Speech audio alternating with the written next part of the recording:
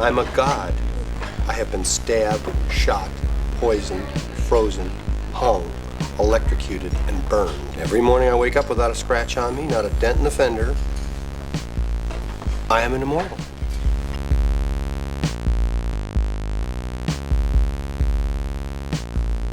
You are listening to a brand new podcast from the fine folks here at ZTOTV. This is Deconstructing Bill Murray. I am Frank, and with me, as most times, is Ray McGuff. Hey, I like Bill Murray. Ray just woke up. He's ready to talk about Bill Murray. Yeah. right out of the gate. Should we? I don't know, man.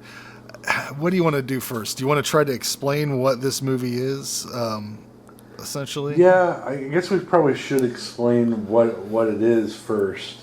Like the overall show itself is going to be, we're going to be diving into all of Bill Murray's filmography. Yeah. So to do that, there must be a beginning, right? So you found this as Bill Murray's beginning, and it is a hard to explain hodgepodge like sketch comedy movie. Yeah, it's like if somebody did a Kentucky Fried Movie but only did movie trailers, basically. I don't know how else to explain it. It's just a bunch of sketches put together. But this isn't actually the first thing on his IMDb page. There's a lot of short films and stuff that I can't find. So this is the first thing I could legitimately find to watch. And they really hang a lot on Bill Murray in this movie. They on some of the covers I've seen, they've just taken his picture from Stripes and put it right on the cover, like that came out of this movie. But right, yeah. I thought that's what it was when I searched it. Yeah, I was like, no, that's Stripes. Yeah, and then I went back and I was like, no, it says Loose Shoes right here. So. Yeah, well, I pulled some information off IMDb, so everybody knows we're watching a movie that's either you can find it both ways. It's called Coming Attractions, and it's also called Loose Shoes. Now, this thing was shot in like 1976, 1977, but they held on to it until after Bill Murray's career kind of took off to release it. Like, he must have just been on Saturday Night Live and they knew he was going to be making Stripes or, Meatballs or whatever, and they were kind of just waiting on his explosion of popularity. But right. Yeah, I had never heard of this shit before. I would have watched this because I do like Kentucky Fried Movie and those kind of satire movies from the 80s. But this one's rather bad, you could say. I mean, overall. Yeah. It's not good. There are some bright moments. Yeah. But as a movie, Kentucky Fried Movie does this kind of thing way better. Oh, yeah.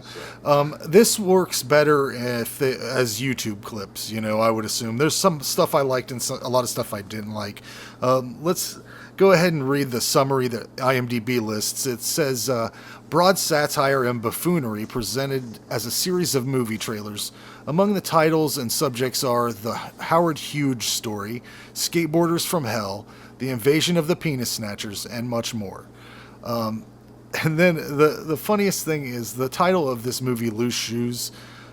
Did you read anything about where it came from? Because I just assumed it came from the song at the end. Yeah, it does, but that song comes from a very interesting place. It comes from a terrible old racist remark that Gerald Ford's Secretary of Agriculture, Earl Butz, said. He said, "I'll tell you what the coloreds want. It's three things. First, a tight pussy. Second, loose shoes. And third, a warm place to shit." And then he was asked to resign. So, so that's where that came from? No shit. Yeah. So we're still kind of in the same political climate, I would assume. But yeah, that sounds like something Donald Trump would have tweeted last night. Yeah, but this movie's directed by Ira Miller, who's mostly known for just being a character actor in Mel Brooks movies. So this must have been his fuck you, Mel, I'm going to do my own thing. I don't need to be a background guy anymore. But it does have a couple cast highlights aside from Bill Murray. It has Louis Arquette. Do you know who he is? The Arquette's dad. Yeah. Do you know what character he plays in this? No, but I recognized his voice in one thing. Yeah. I wasn't sure if it was him. He's the guy that comes up to Bill Murray in his segment and like hands him the piece of meat or whatever from whoever the warden or whatever. But I was looking at him. I'm like, that dude looks so much like a Murray. I thought he was his brother for a second. Right. Brian Doyle. But I was like, I went on a deep Google search. I typed in, are they related? Ended up on Bill Murray's IMDb page trivia and just got into a spiral of nonsense. I mean, we'll have to go on and just touch on that at some point, the trivia on his IMDb page. Because there's one thing I saw that was crazy. It was the guy that does the voice of Garfield, the cartoon character. You know what I'm talking about?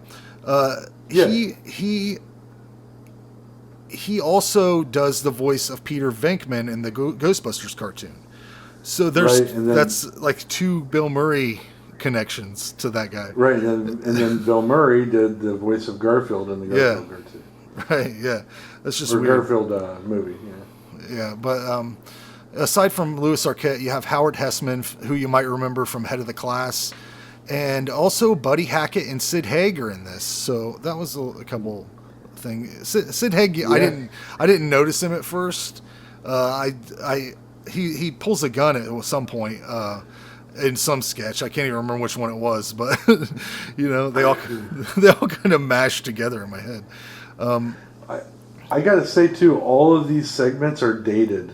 Oh, for sure. Like this is like watching deep dive SNL clips where they're like referencing news stories that were happening then, and you're like, man, I don't know. I mean, I know stuff from like incidentally knowing it from like knowing people who have told me things about it. Right. These references, if you're a kid like 25, you're not going to know what the fuck this is. I'm a dude that's almost 40, and I don't know what most of this shit is. But let's go through it. I've got all this. I wrote down the name of each segment, kind of. The movie starts off and it lets you know how much money they spent on this thing, because there's like a long title sequence that has a terrible song, and it's just focusing on a marquee. Movie theater marquee, and it's really cheap. This is lo-fi. It's on Amazon. You can watch it on Amazon, but it's the same. Yeah, watch it on Prime. It's the same quality on Amazon Prime as it is on YouTube. It's like 360p, like whatever low shit. Can I say real quick too, before we get too deep into this? Yeah. That I spent 20 minutes searching Lucky Shoes first. Oh wow! Because I thought that's what you said it was. And I had to literally go grab my phone at one point and go back through all of our messages to find it. I've done that before too, man. It's hard to keep track of this. This is weird shit, So after that title sequence, it goes into a sketch called the Howard Hughes story. And I assume this is based on Howard Hughes or something. Right. Famed aviator, more famous nutcase who locked himself in a hotel room and wouldn't come out. Played by the brilliant Leonardo DiCaprio. But this will tell you how good this sketch was. I watched this 2 days ago, and I don't remember what this sketch was. I mean, I remember a lot of the things, but I don't remember this. All it was a guy trying to interview them. Remember? Oh yeah. Not good. Yeah. Not good. Not a good starter sketch. I was kind of worried immediately when this hit. But they lift him up and doing a song, and he's in his diapers with his beard. Okay. It's really weird. Okay, yeah. God, this is a fucking freaky weird movie. But a good thing about these sketches is, for the most part, they're short. I think the longest ones maybe, I don't know, the end one with the song, that one's a little long. But I like that one. The one with the grandpa? Mon Pa. Yeah, that one goes on for a while. Yeah. The next sketch that comes up after that one is Skateboarders from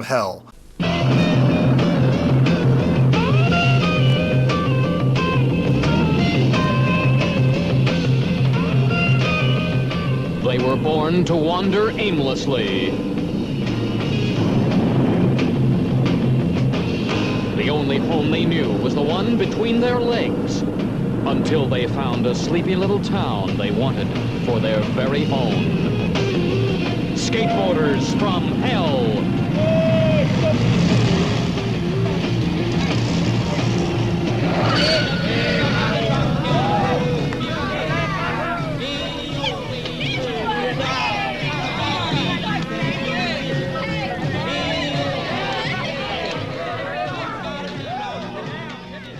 Which is like the thing that about this.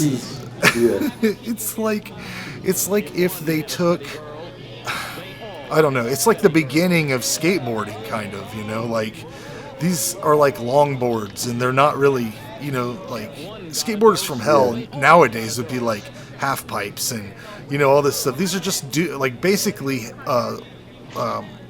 Hell's Angels on skateboards. They don't look right on skateboards. I guess that's that's exactly what it reminded me of. It was like a 50s grindhouse movie about motorcycle guys terrorizing a neighborhood, but these guys are on just old style 70s skateboards. Yeah, it's not good. I don't know, it made me laugh. One part made me laugh when the guy dies in it, and they're burying him, and then they're like, his old lady's got to go too.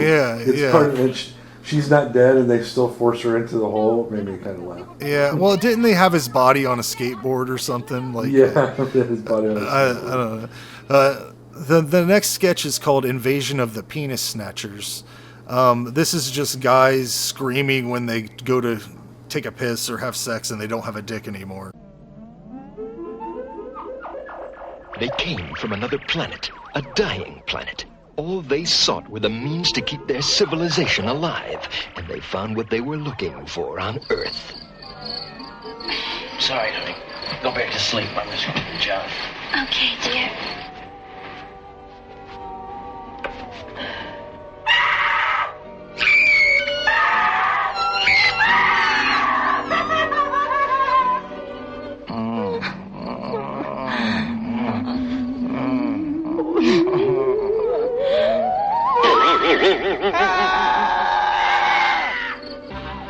Were they hated by everyone, or were they a blessing in disguise?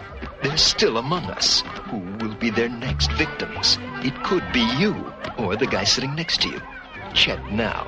Don't be caught with your pants down. See the invasion of the Penis Snatchers.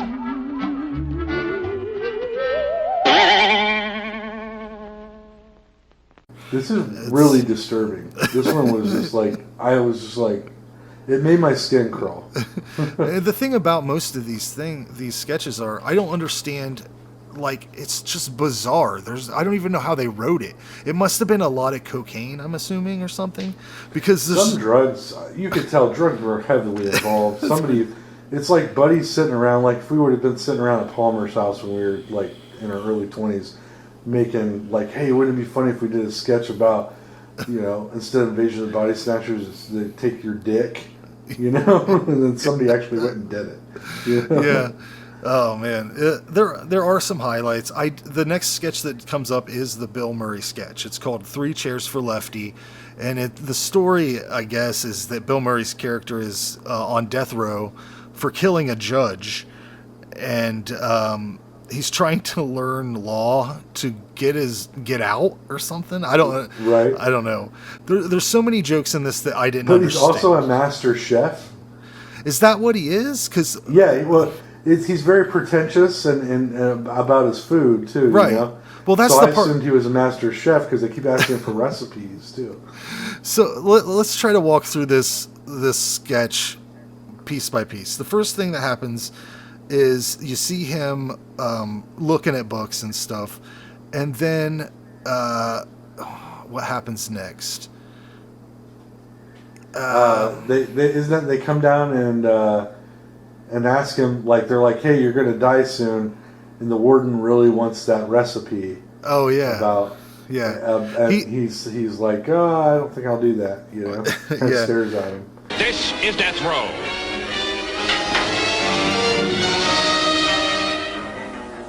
How you doing, Lefty?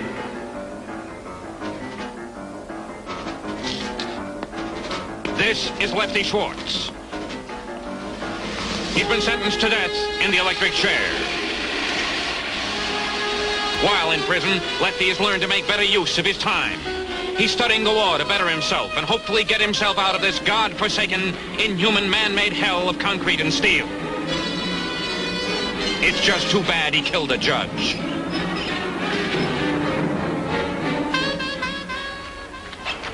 And then they show him in a laundry room working with other inmates. And this, first of all, I was like, why would a guy on death row be in general population? That's not what happens, right? Like, if you're on death row, you're on death row. You're not mixing it up with the other guys. But the guy mentions something about they've dug a tunnel, and he asks where there's a tunnel, and he never gets the information. It's all set. 3:51 tonight. Pass it on. It's all set for 3:51 tonight. I go to the chair at 5:30. We're busting out of this joint. We dug a tunnel. Sam, you dug a tunnel? Wonderful. Where? You mind if I give it a try? Sam, where is the fucking tunnel? Excuse me, Lefty. The warden has a message for you. Hold on. Thank you, Lefty. Dear Lefty, please give my wife your recipe for stroganoff. We are entertaining the governor and some members of the press. We're planning to stay up and watch the execution. Also, would you recommend a good wine? Right. All the jokes in this are really out of nowhere. Because the next thing that happens is they show him in a dining hall full of other prisoners, and they've got candles on the table and really nice meals, and they're drinking wine. And then he stands up and complains about how they didn't use real milk in the cream. And it's like this really weird, like, what are they trying to say about prison? I don't understand this joke. Are they saying they have it too good in there or something? I don't. Right. And then they have it too good and they're still complaining about it, is what I took it as. Yeah, I guess. What the hell is this crap? You call this quiche? It's slop! And this bouillabaisse is nothing but tripe! That's right. Look at the wine they got the nerve to serve us. Do you believe this? Domestic Chianti! No! What do they think we are anyway? A bunch of Spanish peasants? That's right. Who made this chocolate mousse? You gotta use real cream, or you don't make it at all. You know what I mean? I want to see the warden. I want to see the chef. I want them to eat this crap.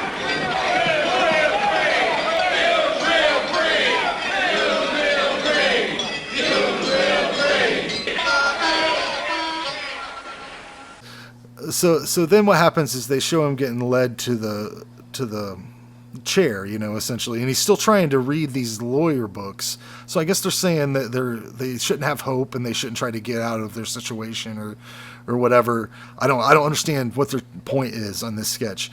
And he gets stopped once again, and he thinks the warden's gonna get him out, and it's just he wants him to hold a piece of meat while he gets electrocuted so it cooks. Is that what it is? Yeah. Okay. Yeah, because they gave him the recipe for the delicious meal that he wanted, and then the wife now wants to know how you do some sort of roast. But he hands him a roast, like he wants him to hold it while he's getting electrocuted. Oh yeah, that's right. That's right. Okay. To do it correctly, to cook it, to cook it, right.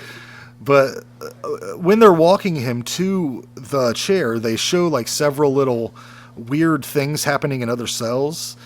And the one thing that caught my ear was that there's a guy that's supposed to be like Harpo Marx, I guess. He's got a horn, and he makes this little sound with his mouth that is like R2-D2. Did you catch that? It's like this. No. It's like the same exact sound that R2-D2 makes. But then they have some guys that are like doing some sort of weird dance in a cell, and I guess that's a joke. I don't know what they're going for. I liked Bill Murray because he did when he was yelling in the cafeteria, that was probably the first, true Bill Murray rant loudly in public scene, because that's something he's known for doing, is saying kind of shit like that. But He takes that wine bottle and lifts it up, and he's like, "This is made. It's like grape juice." Yeah, yeah. He's just yelling like he does. Yeah, it is what it is. Everybody looks really weird in this. I guess they had like a lot of makeup on him or something to make him look like that old style of movie. I suppose. I don't know. Yeah, it was very, very off-putting altogether. But I couldn't get the overall joke either. Like, I laughed at the situations, but... It's fun to see Bill. It's just fun to see our old friend Bill on screen doing anything. Let's go, Lefty. Hold on a second. I just want to finish this one article. No, it's an interesting article. Time's up, buddy. Finish this. Just hold on a second. Come on.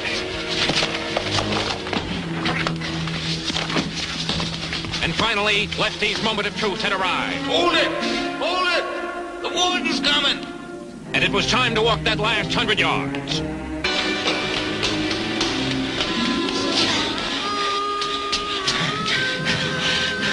I just wanted to tell you, Lefty, the stroganoff was delicious.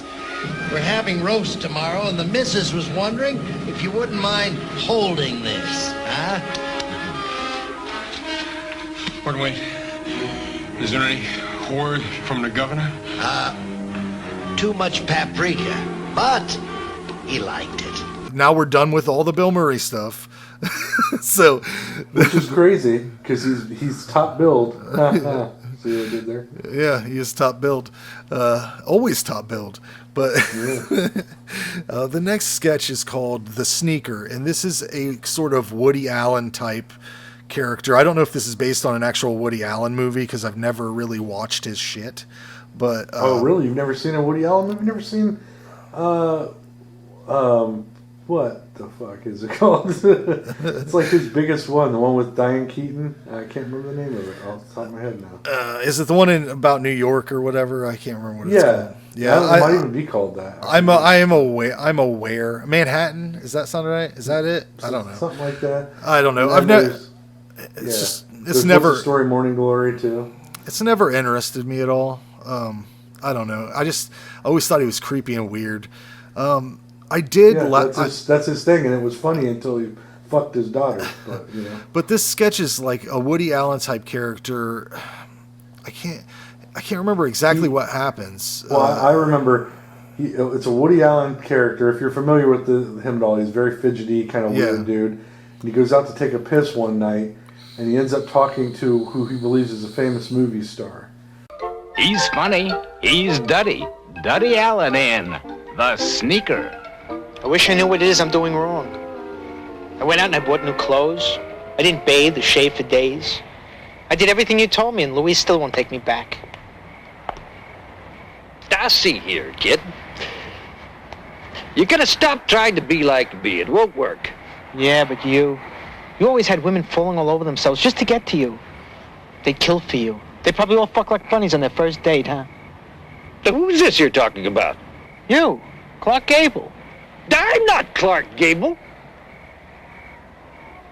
You're not? Hell no. God, are you a shit? Who are you? Sid Rumkowski. Sid Rumkowski? Why have I been taking advice from you all this time? Why didn't you say something? I thought you were my fantasy, my idol. But I don't know. You came by this spot one day and started talking out loud, asking a bunch of stupid-ass questions. I was off taking a leak in the bushes and overheard you. I thought I'd help you out. You look amazing with that Clark Gable. It's uncanny. You think so? Really? No. Anyway, I can't wait to hear. Did you call Louise on the phone like I told you to? She cut off her phone service. Oh, well, you tried dating other women? Last night. Margie. How did it go? I don't know. I thought we had a good time. So I really can't say that existential nihilism is the only way to go. Personally, that is for me. I tend to lean toward Zen with Zionist tendencies. Arrived at to a thorough study of the Neoplatonic relationship of chlorophyll to Retsin. In other words, everything is predestined to Chicago or New York. Subjunctive subjectivity, on the other hand, tells us that within the realm of eternal halitosis and the Sartre-esque duplicity of nature, we are all one and one for all. I I practice transcontinental meditation and have found new morality and insights into... Guy comes in, says, bartender, set him up for everybody on me. Says, what about me? Says, forget it. When you drink, you get nasty. Louise, I've got to talk to you. Daddy, once and for all, will you please go away and leave me alone? We are through. Over. Ended. Finished. That's it. Gee, I was hoping for something more definite. Honey, would you let me take care of it, please? You talking to me? I don't see anybody else around. You must be talking to me. Let me tell you something. These hands are registered with UCLA. Oh, boy. Hey, I'd really like to, but I just remembered I ate and I have to wait an hour. I could get cramps. Nice cologne. That musk? When Duddy's wife won't take him back, what's this? He resorts to drugs. For 3 hours, Duddy turns into...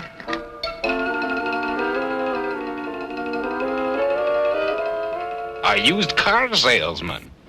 Yo-ho! Yes! You schmuck! Look at this! $52,000! I'll give you a car! What a car! We're dealing here! Terrific! You, Potts, come here! Look at this! We got a car with a windshield, with tires, with an... So anyway, my mother threw me out of the house when I was 3 1/2. I've never been the same since. Hey, kid, you talk too damn much. Put your hand on her. Take her bra off. Okay, but I'm not too good at this kind of thing. Yeah, that's it. Don't be shy. Touch your tit. Go on, touch it. Do you want to hear my moose story? God damn it, you ineffectual pipsqueak. I'd be going down on her by now. Go down on her. No, I can't. Go on down on her. No. Go down on her, goddammit. It's our first date. Do you want to go to a Tupperware party? The Sneaker, coming soon. And then they cut to this weird, I wouldn't even call this a sketch. It's like an advertisement for the magic and mystery of the Gobi Desert. And it's like just showing, it's the joke here is that you can vacation in a desert and die there. Because that's basically it. In the middle of North Central Asia, virtually untouched by commerciality, lies the newest chic playground of the international smart sect. A breathtaking journey to the lower regions of beautiful Mongolia brings us face to face with the mystery and magic of the Gobi. Come with us now as we walk down the ancient boulevard of the gods in this 500,000 square mile desert resort community. A gentle ocean breeze ruffles our hair as we tour this huge undeveloped plateau. Formerly a barren desert, the Gobi was turned into the empire and thriving metropolis that we see today through the inspired leadership of Genghis Khan way back in the 13th century. The national bird of the Gobi is the friendly, outgoing vulture. This beautiful, intelligent bird can be trained to sit on your head on command. Wildlife abounds in the lush vegetation. This is a true paradise. The shifting, whispering sands uncover many a tale of intrigue and tell us much of the lifestyle of the ancients. And like the blowing sands, we too must move on and uncover more mysteries and magic of other playgrounds of the world. Taking leave of our newly made friends and their quaint food-free diets, it is time to wave a tearful farewell to the magic of the Gobi. And then it goes to an intermission segment where it shows Buddy Hackett comes in for this group called Stop It. I can't remember what that stands for. Something about peeing. Premature peeing. It's stopping kids from peeing the bed. Oh, okay. It's a whole program run by these nuns who are just screaming at children. That's the whole thing. And I laughed at this too, not because of anything Buddy Hackett was doing, except for his reaction when one of these women says, "What are you, a piss freak or something?" And I loved that line. It was great. I laughed at his reaction when the kid piss starts coming out of the kid's ears at one point. Oh yeah. He has this grimace on his face like he might throw up. It made me laugh. Yeah, and then this is the whole section of the movie that I really enjoyed was this, and then it goes into a snack bar commercial that's basically like saying, "Hey, are you high? You got the munchies? Come on down." I forget the song. I couldn't find it anywhere, but yeah, it's like a snack bar commercial for stoners. And then it has this little flash up thing like you would see in the theater that says you could just basically drop your kids off at the theater and just kind of leave them there, and they don't. For $27 for all weekends. Yeah. It made me laugh right out loud. Yeah. I just imagine this whole theater full of unsupervised children eating terrible things and screaming at each other. Yeah. So that section of the movie is the high point. You get the Bill Murray sketch, and then there's a good chunk there up until after the weekend drop-off ad, and then it goes. This is where I fell asleep the first time I watched it. I had to watch the rest of it the next. There is so much terrible shit in this next segment here. It's like this clip called "The Shaggy Studio Chief."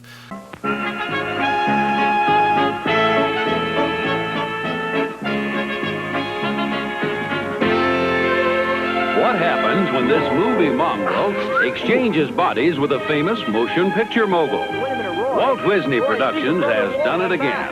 You'll howl with delight when you see the Shaggy Studio Chief. Roy! Oh, you asshole!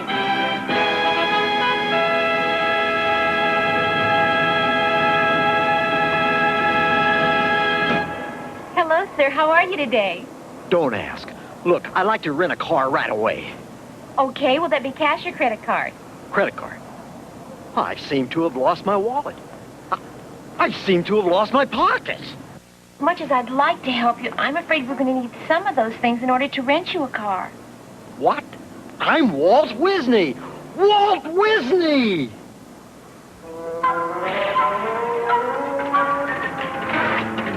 Thanks for the ride. So long, pal. There's a bad heavy creep. It's dead less than a week and already Roy's hired block.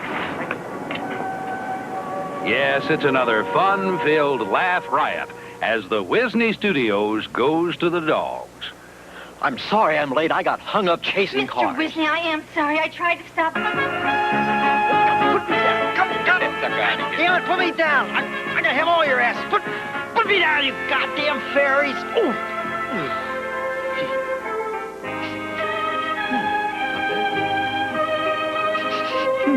Will Walt regain control of the studio before Roy has him neutered? Don't miss it. The laugh riot of this and many a year to come. See Walt Disney's latest, The Shaggy Studio Chief. And on the same program, the Academy Award-winning Walt Disney short, The Calf Who Thought She Was a Chicken. And this is like a take on Disney movies. This is like a bad mascot costume, and the guy turned into a dog, and it's Walt Disney or whatever is the joke, I guess. The only good thing about this was Charlie's mom, Lynn Marie Stewart, is in this sketch. You know who I'm talking about? Miss Yvonne from Pee-wee's Playhouse. Charlie from It's Always Sunny in Philadelphia's mom. That lady, yeah. It was just nice seeing her. She doesn't do anything exceptional, but the next sketch is the one you talked about being a little long, A Visit with Ma and Pa. This one made me laugh too. I don't know if it's because I like the Pa character. And he starts off by saying, "You ever snort buckwheat?" Did you ever snort buckwheat? It's not bad.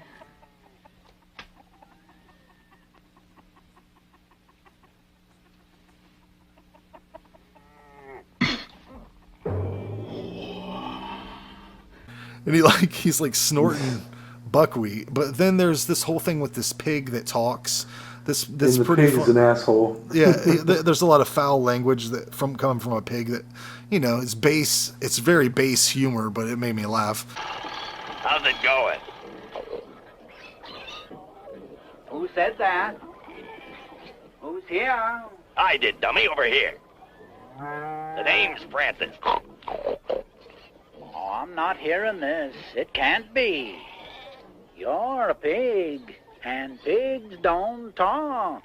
I wouldn't bet on it, Buster. Your old lady's a pig, and all she ever does is talk. Ma, you better come here. Oh, what's the matter, for crying out loud? That there pig just spoke to me, Ma. Ah, shut up and listen. I got us a plan where we can make us all a lot of fast dough. Now listen, we go to New York. See, I got a friend that works in the post office. We just have to meet him on this phone. Uh-huh.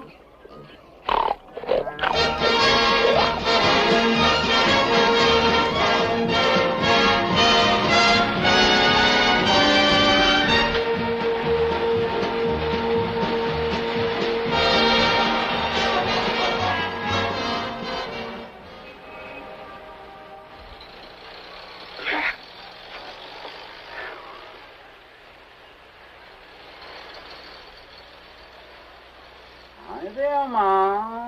Oh, for heaven's sakes! Oh, you're sex mad. That's what's the matter with you. Gonna have to go to John to get some privacy. I love New York. What a town. Open up! Hey, we're having an orgy, Amscray. Howdy. I'm the hotel detective. And my God, a pig! You know you're not allowed to have a pig in here. Oh, that's Francis. Get rid of that pig. You understand? Take a walk, Putz, or I'll cream you. What did you just say? Oh, I didn't say that. That was Francis. He can talk. He can talk, can he? Well, you get rid of the pig, or you check out. Hear me? You're one ugly son of a bitch, you know that? Your mother sucks cocks in hell. Oh, now wait just a minute. That was the pig. You see, he's going to make us all rich. He can talk. Say something for the man, Francis. Go ahead now. Talk to the man. I am going to ignore that last remark. And kind of you're a crazy old man, but I don't want to hear another word. You get me? Not a peep. Yes, sir. Call me fag, city queen. That does it. I am no commie. You got a great hook there, Lefty. Well, thank you. I was in the Golden Globe.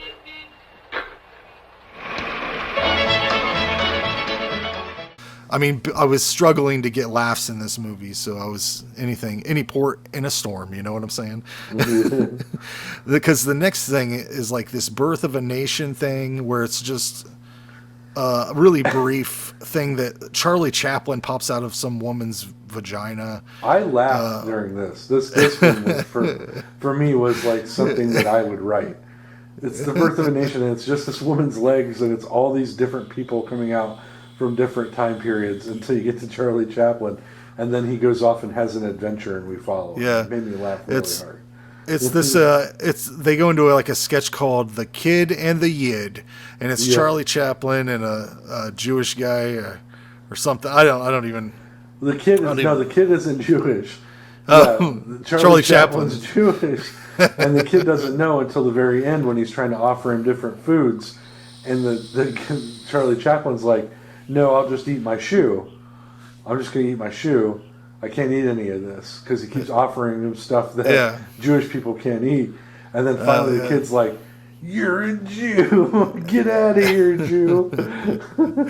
Yeah, it's true. The next sketch is I just wrote this down. I can't remember what it actually happened. It's scuffed shoes. I can't remember what that was. I don't remember it. I know it was in there, and I know there was a thing, but it was such a blip that I was like, "What was that?" And that was over. You know? a lot of this stuff is like the next one. It's called Just a Run in the Sun, and I can't remember what that is either, man. Like, and this is 2 days ago that I watched this. So yeah, I watched it just Sunday morning. A Fistful of Something. Yeah, that was a take making fun of the westerns that Clint Eastwood used to do, and it was just this guy going from town to town killing bad guys over a fistful of some item that he wanted. Okay. Like pepper or something. I may be misquoting it, but it was like very small, like weird items that he was just killing whole towns full of people for. Yeah. And then the next one, Welcome to Bacon County. Do you remember what that is? I can't remember what that is either. Welcome to Bacon County. Holy shit. That's how unmemorable this shit is, man. Yeah, and then I honestly don't remember that one at all. I know that the title sounds familiar. The next one's called That's Sexploitation, and I vaguely remember that, and you'd think that'd stand out, you know, that because it was like a series of different sexy titles. I guess, I don't know. Yeah, it was, and there was some naked boobs in that part. Yeah. But it went by so quick, you're just like, what was that again? You know, like. Yeah, I do remember this next one. It's called The Return of the Pom Pom Boys. Yeah. What the fuck was that? It dumb. I mean, and then you said you liked the next one's the Billy Jerk Goes to Oz, which was but nobody is going to get this reference. This is what I was talking to you about. This is why I wanted to talk about this one. I want to slow it down for a minute. In the 70s, there was a very big film, and I only know this because my dad was a fan of it, and I had to watch it with him once. There was a series of films. They were called Billy Jack films. And the main character in it is Billy Jack, and he is this Native American who goes to like different towns along the border and works in the fields with the common Spanish folk. And then he starts uprisings and fights for the rights of workers. And I don't even know how like it became a thing, but he's very famous for this phrase, I'm going to put my right foot up against the side of your left side of your face if you don't back off. Like karate people have said that. I've heard them say it in my real life. Yeah. It's a very famous like movie quote. But he knew karate and shit. So their whole thing was and a lot of people didn't like it because they were saying that it was pretentious, you know, like the Spanish people couldn't fight for themselves. They needed some kind of magical Native American who knew kung fu to help them, you know. But if you ever get a chance to watch one, I would suggest watching one. Just watch the original Billy Jack. It's fucking phenomenal because it is insane. It's just like it's Bruce Lee level action in like Juarez, you know, where it's just like you're like, or New Mexico. He just rolls in these towns and he's like, oh, you're making these guys pick watermelons? Karate, karate, karate. You know, it's insane. But anyways, the whole take on this is this is like a level where you must have been on LSD coming up with this sketch. So their idea is Billy Jack gets transported to fucking Oz, and he goes on the magical tour that Dorothy took, and he's basically pointing out all the injustices of Oz to the characters in the film and how self-righteous they all are. Boy, I feel a lot better now. I'm stuffed. Well, thanks, Billy, and thank you, Shorty. Shorty? Did I just hear you call that midget Shorty? When I hear somebody call a friend of mine Shorty, or pygmy, or shrimp, or half pine, or Billy, or tiny, or teeny tiny. Anyway, when I hear words like that, words filled with hate, and reeking with the total lack of respect for the simple, basic, God-given, innate dignity of mankind, well, oh, sure, he's short. Yeah, he little even. Yeah, he's even teeny tiny, maybe. But when I see injustice perpetrated, when I see such a total lack of regard for even these silly, insignificant little twerps, well, I go fucking crazy!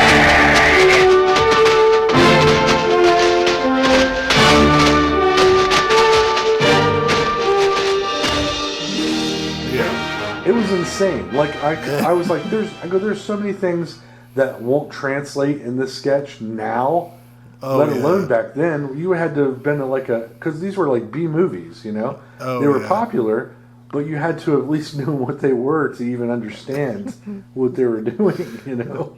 Right, but I do give this movie like a lot of movies like this from this time period.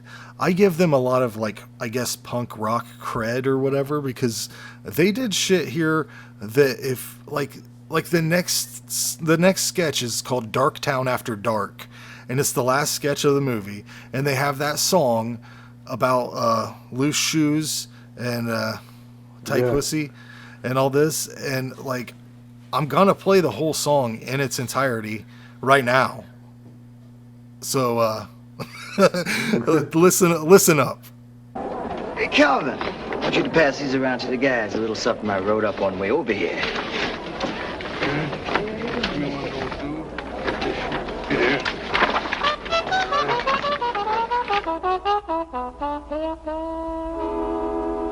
Well, I woke up this afternoon and I felt that everything was pretty much okay. That's good. And I made love to my baby in my usual way. That's even better.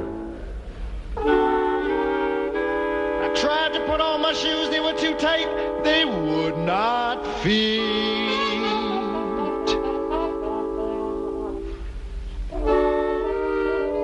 Then I went to use the convenience and almost froze my toes. Here's how it goes. A 1, 2, 3, 4, 5, 6, 7, 8.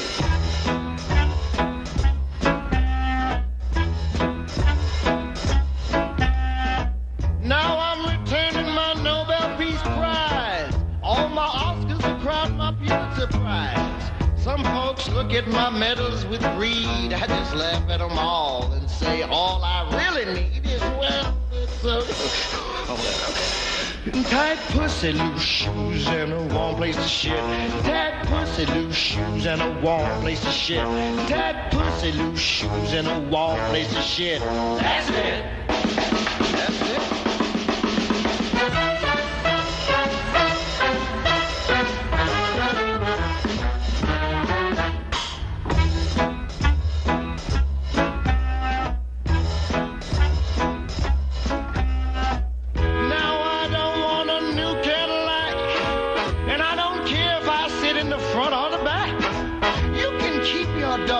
She's real young, 'cause those rumors are true and I'm really hung on what? Boys? Tight pussy, loose shoes, and a warm place to shit. Tight pussy, loose shoes, and a warm place to shit. Tight pussy, loose shoes, and a warm place to shit. That's it. That's it.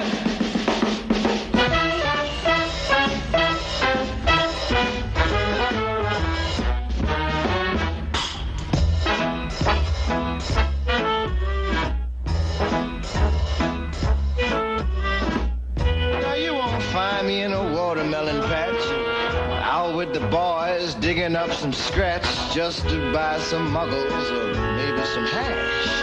And I'm not usually invited to a Republican bash unless they got, well, you know, tight pussy, loose shoes, and a warm place to shit. Tight pussy, loose shoes, and a warm place to shit. Tight pussy, loose shoes, and a warm place to shit. That's it. That's it.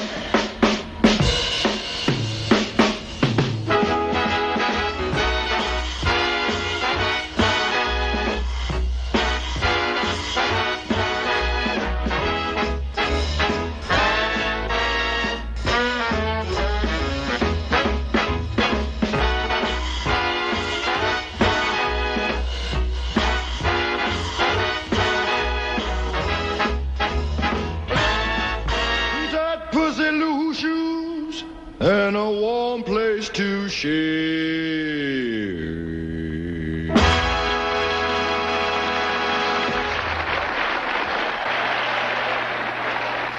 All right, so that was that. That was the whole thing. And I got to be honest, I was eating a plate of spaghetti. and when this part kicked on, and I was laughing so hard I had to sit everything down. Yeah. I was like, what the fuck is this now? Yeah, so this movie is ultimately, like, I enjoyed that a lot. I thought it was hilarious. You know, you get the point really quick. It doesn't need to be that long, but it is that long. And they could just have done this, I think. Really, they just put this part out. And this is like the best piece of the movie, I think. Yeah. They could have just put this out. But as a very short. But yeah, this isn't the best satire film I've ever seen, but it holds up better than a lot of late 70s, early 80s film of this nature, like similar things. It's not the worst one of these I've seen, but I can't recall the ones that were worse than this. Bill Murray may be the only thing that would make me remember it. I guess that song is really memorable, but yeah. And now that I know the context, it's even crazier to me that they did it, you know? Yeah. So I had no idea what the context was. That's what I'm saying is I missed that whole, talking about missed in translation. I was sitting here like, oh, this guy totally wants some pussy and nice shoes that fit. And yeah. Place to shit. Yeah. But this sort of movie always has this level of charm about it, this low level of charm that a lot of these kind of movies have, where it was in a time where everything was a joke and everyone was in on the joke, and it was fun to make fun of our differences and how stupid humans are. You only get about 15% Bill Murray on this movie at best. Yeah. But it's technically his first film role, aside from some smaller TV movies where he was like uncredited. I think that if you like Kentucky Fried Movie, you might as well watch this. It's just, you won't hate it. You know, you'll be able to watch it easily. And there's some pieces in it that are worth some time. But I give it a 4 out of 10. I don't know what you would give it, but that's what I'm at. I would give it that exact. I would go with that 4 out of 10. It's not good, but it is a time capsule of that time period. And there are some funny moments in it. And it is to me, it's always interesting to check stuff like this out, because we wouldn't be where we're at satire wise without this without people taking risks like this and clearly losing money, because whatever money went into this, it did not ever make it back. No, they held on to it for 3 damn years, dude. Yeah, like they weren't. I mean, but. You know, as far as a movie to start this show rolling, I think that this is a good bitter pill to take first, because I think we're going to get a lot of good stuff. You know, we're up next is Meatballs, so I already like that movie, but it'll be nice to look at it critically and kind of pick it apart a little bit. It's one of my favorites from growing up that I watched. You know that. I had no expectations when I was a kid when I saw it, and it made me laugh through the whole thing. So, when's the last time you watched it, by the way? I know exactly when. I was like a summertime in like the early 90s. Like, that's the last time you watched it? Yeah, I haven't seen it since I've been an adult. Oh, man, you are in for some fun realizations, because it's really weird, this relationship that Bill Murray has with this kid. And you're like, why is he so goddamn invested in this kid? And there's also some little rapey stuff in it a little bit, but you know, it's an 80s movie, you know, so. Well, you know. Yeah, I mean, when I was an adult and I watched The Revenge of the Nerds, you know, 2 back again. I mean, I always go back to that as totally missed all of that when I was a kid, you know. So. Yeah, I thought, I was like, yes, he won. But I still kind of feel that. I still kind of feel that way. But, you know. He won through deception and possible date rape. You know. Date rape is a tricky term, sir. I don't know if that's necessarily what happened there, because they ended up together. You know? They ended up together. In later Nerds movies, they're married. A lot of famous stories start like that, with rape and with them up in together because of being forced into situations like this. I think that's probably what most rapists are hoping for. God. Yeah, I'm just saying that looking at movies objectively as an adult kind of ruins them for me mentally when I think about them. Like, what was the one with Molly Ringwald? 16 Candles I watched not too long ago. I loved John Hughes movies when I was a kid so much, Frank. I can't even begin to tell you how much I loved John Hughes when I was a kid. And I remember 16 Candles fondly. My sister had it on VHS. We watched it like 10 times. And I went and hit it on play. I was like, shit, Netflix has 16 Candles. And 40 minutes into this thing, I'm shaking my head going, how did I miss all this? Where were my parents? Why was nobody around telling me that this is wrong? You know? I'll tell you what, man, the same thing happened to me when I watched, and they say fag in Bill and Ted. It's like, it's crazy. And I never remembered that from when I was a kid, but I watched it recently as an adult, and I was like, why didn't anybody tell them that wasn't cool? But I guess there was a time that I remember where you could call somebody a fag in the middle of your high school gym class, and nobody would bat an eye. No, it was nothing. They would be like, you must be acting like a fag. You get called out. If you did that now, though, that would be a big deal. That would be on the internet, you know? Like, oh yeah, my life would be ruined if I just in the middle of my work told somebody quit acting faggy. You know, I would just be like, oh, I can't work here anymore. So. Now, don't get me wrong. I don't want to say that word, but I remember. I don't either. Don't take this out of context. I don't agree with it at all. I work with plenty of different types of people and different genres and versions, and they do their different things, and I am fine with it because they're considering nice adult people. Yeah, but I remember being called that like all the time. You know, when I was a kid. I thought it was my name for a while.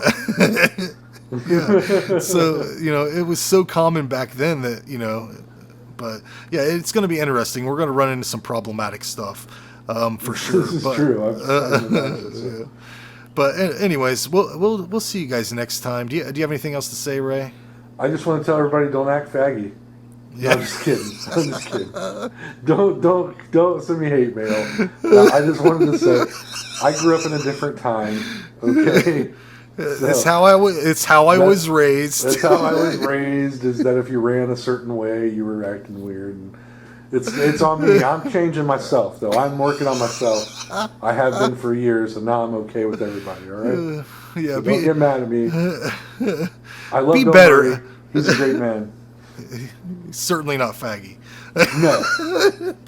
If there's one thing Bill Murray is, he is the epitome of sexual prowess for the heterosexual male. God damn it. What a great thing. What a great way to launch a podcast. Is to just wrap it up with a bunch of horrible shit. Anyways. All we were talking about was a time period that does exist, and we can't deny that it didn't exist. Otherwise, it's unimportant, and it was important. It's true. Yeah. Well, anyways, we'll see you next time for Meatballs. This is going to be a lighthearted podcast, all right? Yeah. We're having fun. Bye.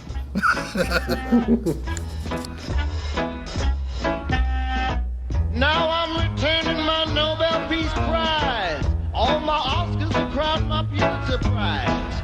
Some folks look at my medals with greed. I just laugh at them all and say all I really need is tight pussy, loose shoes, and a warm place to shit. Tight pussy, loose shoes, and a warm place to shit. Tight pussy, loose shoes, and a warm place to shit. That's it. That's it.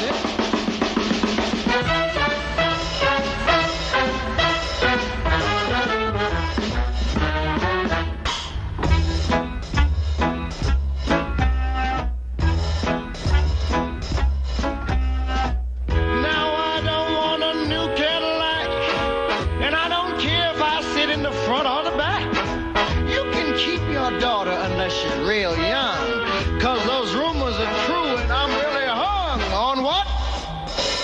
Boys? Tight pussy, loose shoes, and a warm place to shit. Tight pussy, loose shoes, and a warm place to shit. Tight pussy, loose shoes, and a warm place to shit. That's it. That's it.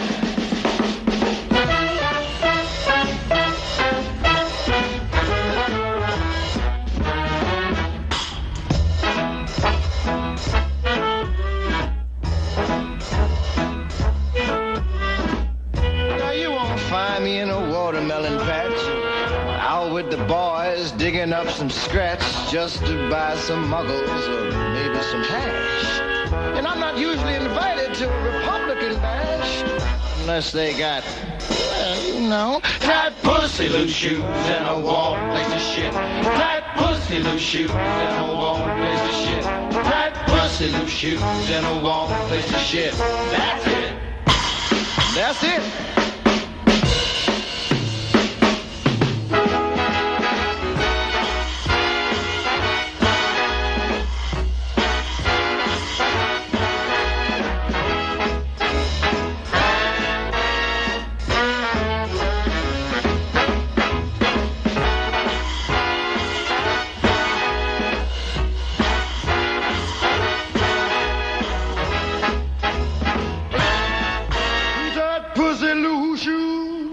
And a warm place to share.